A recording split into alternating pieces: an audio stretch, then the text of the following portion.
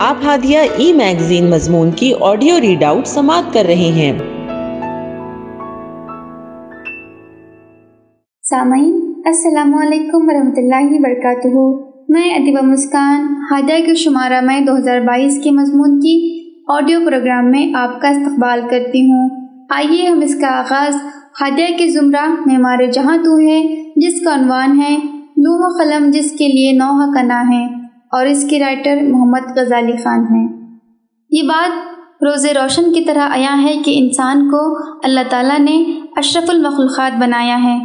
وہ سورج کی شعاؤں کو گرفتار کر سکتا ہے، سمندر کی تہوں کو کھنگال سکتا ہے، غرض یہ کہ بہت سے مشکل کام کر سکتا ہے، لیکن انسان کی اس شخصیت کا ادراک نہیں کر سکتا جو کائنات کا سب سے پوشیدہ راز ہے۔ اور پھر اگر وہ شخصیت سر سید احمد خان جیسی جامع حیثیت و مجموع کمالات ہو تو اس دشواری کا کیا ٹھکانہ، نہ قلم میں روانی نہ زبان میں قوت گویائی، کیونکہ سر سید احمد کی زندگی کا بیان دراصل ایک قوم کے حال اور ایک ملت کے استقبال کی تفسیر ہے۔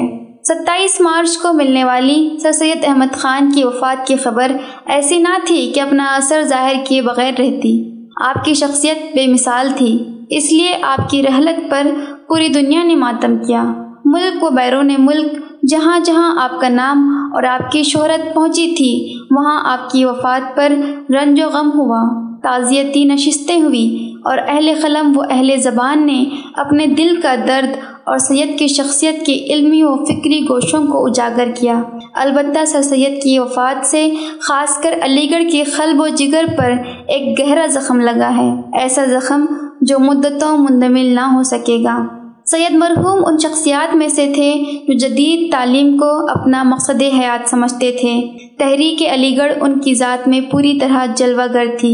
وہ علی گڑھ کو ایک عظیم تحریک، ایک اعلیٰ نصب العین کا ترجمان اور ایک علمی میراث کا آئینہ دار سمجھتے تھے۔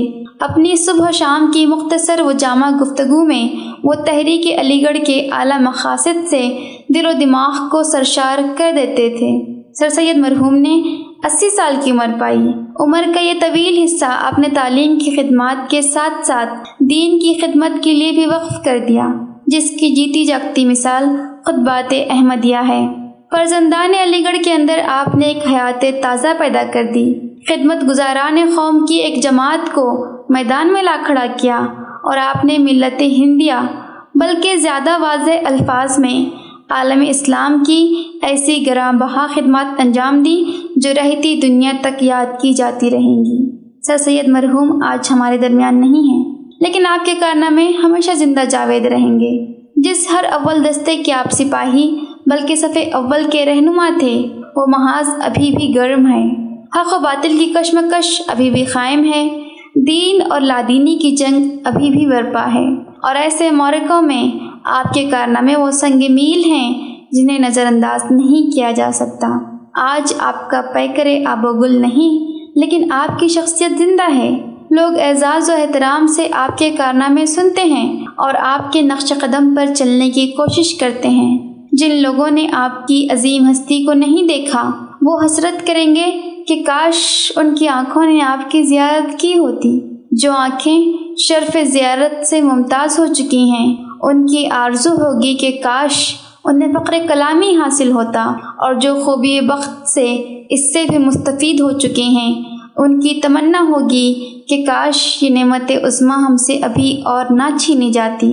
لیکن مشیت ایزدی پوری ہو کر رہی، آپ کی گرامایا ہستی ہم سے رخصت ہو گئی۔ اب آپ کے روشن و زرین کارنامے ہیں جو ہماری تسکین و رہنمائی کے لیے کافی ہیں۔ 27 مارچ کا وہ سیاہ دن کیسا تڑپا دینے والا دن تھا، اور وہ لمحہ کیسا دل خراش تھا جب ایک طرف عالم مادی کا سورج طلوع ہوا چاہتا تھا اور دوسری طرف علم و فکر کا آفتاب غروب ہونے کو تھا۔ وہ سورج طلوع ہوا کیونکہ اسے طلوع ہونا ہی تھا، اور یہ آفتاب بھی غروب ہوا کیونکہ یہی خدا کی مرضی تھی۔ مشیت الہی کے فیصلے ضروری نہیں کہ ہماری سمجھ میں بھی آ جائیں۔